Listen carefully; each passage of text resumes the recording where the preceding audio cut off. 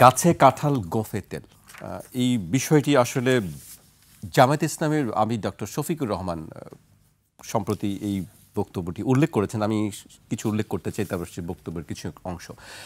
জামায়াতে ইসলামের আমির ডক্টর শফিকুর রহমান বলেছেন, আশঙ্কা করা হচ্ছে আগামী নির্বাচনে কেউ গাছে কাঁঠাল রেখে গোঁফে তেল দিচ্ছেন, মাসল আর ব্যাগ মানির মাধ্যমে অন্যের ভোট হাইজ্যাক করবেন। তাদের প্রতি আমাদের স্পষ্ট বার্তা, আমরা যুবক হয়ে বিস্ফোরিত হব ইনশাআল্লাহ। তুষার ভাইকে দিয়ে শুরু করতে চাই। মানে আসলে তিনি কাকে বোঝাতে যাচ্ছেন, কোথায় কাঁঠাল, কোথায় গোঁফ, কোথায় তেল, একটু যদি বলতেন তুষার ভাই। আমাকে একটু বলবেন কি হয়ে বিস্ফোরিত হবেন? যুবক হয়ে বিস্ফোরিত হব ইনশাআল্লাহ। যুবক তো ওনারা আছেনই, আবার নতুন করে যুবক হবেন কেন? নাকি নিজেদেরকে বৃদ্ধ ভাবছেন? আমি জানি না। আর বিস্ফোরণের জন্য কি যুবক হতে হয়? বিস্ফোরিত হতে চাইলে তো যে কোনো বয়সেই বিস্ফোরিত হওয়া যায়। নেলসন ম্যান্ডেলা জেলখানা থেকে বের হয়েছিলেন কত বছর বয়সে? তো বিস্ফোরিত তো হয়েছিলেন। গাছে কাঁঠাল গোঁফে তেল প্রবাদটা নেতিবাচক, যথাযথভাবে ব্যবহৃত হয়নি। এটা যদি পরীক্ষার খাতায় আমি বাংলা শিক্ষক হতাম, আমি কম নম্বর দিতাম। কেননা গাছে কাঁঠাল গোঁফে তেল মানে হচ্ছে যে একজন কেউ গাছে কাঁঠাল রেখেছে, গোঁফে তেল দিচ্ছে, কিন্তু সেটা সফল হবে না। মানে কাঁঠাল খেতে পারবে না, গোঁফে তেল দেওয়াই শেষ আর কি, মানে সার। অর্থাৎ কোনো কিছু প্রাপ্তির আশায় অপেক্ষা করে বসে থেকে সেটা না পাওয়া হচ্ছে গাছে কাঁঠাল গোঁফে তেলের ব্যাপারটা। তো তাতে করে উনি আমার ধারণা বোঝাতে চেয়েছেন যে যতই তারা ভাবুক নির্বাচনের ফলটা কাঁঠালের মতো হবে, কিন্তু সেটা হবে না। 300টি কোয়া বিশিষ্ট বিচি বিশিষ্ট কাঁঠাল হবে না, সেখানে তারাও কাঁঠালের বিচি হিসেবে আবির্ভূত হবেন অথবা কাঁঠালের কোয়া হিসেবে। আনফর্চুনেটলি কেন যে এই কাঁঠাল গাছটাকে আমরা এইভাবে অপমান করি আমি জানি না। আমাদের জাতীয় ফল এবং অত্যন্ত ভালো ফল, এটা ক্যালোরি দেয়, এটা প্রায় সব কিছু ব্যবহার করা যায় কাঁঠালের, কিন্তু তারপরে আমরা এটাকে কেন যেন ঠিক যথেষ্ট সম্মান দেই না। তো উনিও দেন নাই।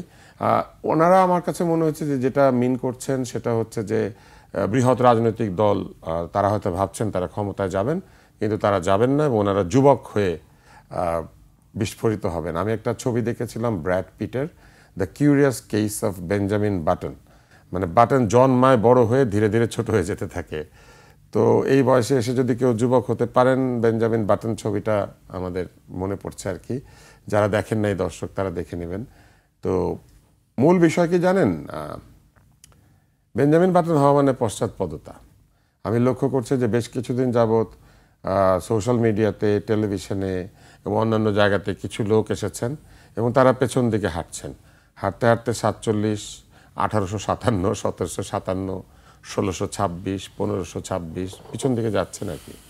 তো ইতিহাস মনে রাখা ভালো, কিন্তু ইতিহাসের পুনরাবৃত্তি ঘটবে পেছন দিকে গিয়ে, এটা ভাবাটা ঠিক না।